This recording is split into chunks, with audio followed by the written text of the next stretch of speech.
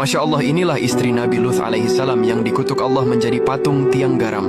Inilah patung wanita yang telah mendurhakai Allah dan Rasulnya, serta menjadi bukti akan kuasa Allah subhanahu wa ta'ala. Lokasi patung tiang garam ini berada di sekitar Laut Mati, tepatnya di wilayah Yordania dan Palestina.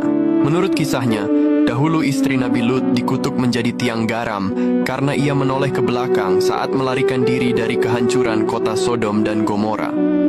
Hukuman ini diberikan sebagai konsekuensi atas ketidaktaatannya terhadap perintah Allah subhanahu wa ta'ala.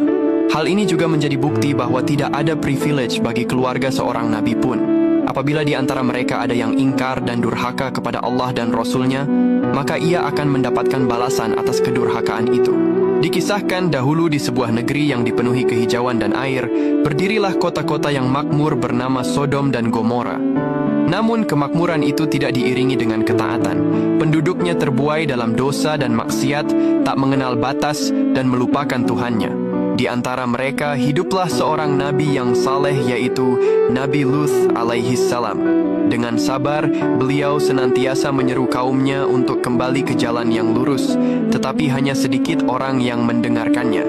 Sayangnya istri Nabi Lut hatinya telah terikat pada keburukan kaum Sodom hingga menolak ajaran sang suaminya. Pada suatu malam yang gelap, pernah ada tamu yang datang ke rumah Nabi Lut. Mereka adalah dua pemuda tampan yang sebenarnya adalah malaikat yang diutus oleh Allah. Istri Nabi Lut yang hatinya sudah gelap, secara diam-diam memberitahu kaumnya tentang kedatangan tamu-tamu tersebut. Tak lama kemudian, gerombolan kaum Sodom yang penuh hawa nafsu mengepung rumah Nabi Lut, dan mereka menuntut agar tamu-tamu itu diserahkan kepada mereka. Nabi Lut lantas memohon kepada mereka dan menawarkan apapun asalkan mereka tidak menodai kehormatan para tamunya. Namun permohonan itu menjadi sia-sia. Melihat kekejian kaum yang suka terong sama terong, para malaikat lantas menampakkan wujud asli mereka. Dengan satu gerakan, mereka membutakan mata gerombolan kaum Nabi Lut yang marah. Lalu mereka memberitahu Nabi Lut, "Pergilah dari kota ini bersama keluargamu sebelum fajar. Azab akan turun menimpa kaum yang durhaka ini."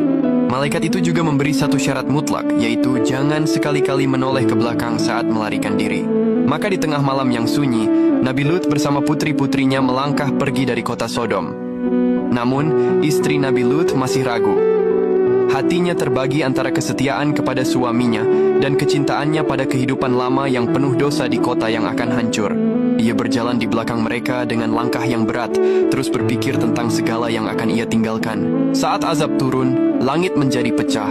Hujan batu belerang dan api membinasakan seluruh kota Sodom. Tiba-tiba, suara kehancuran yang dahsyat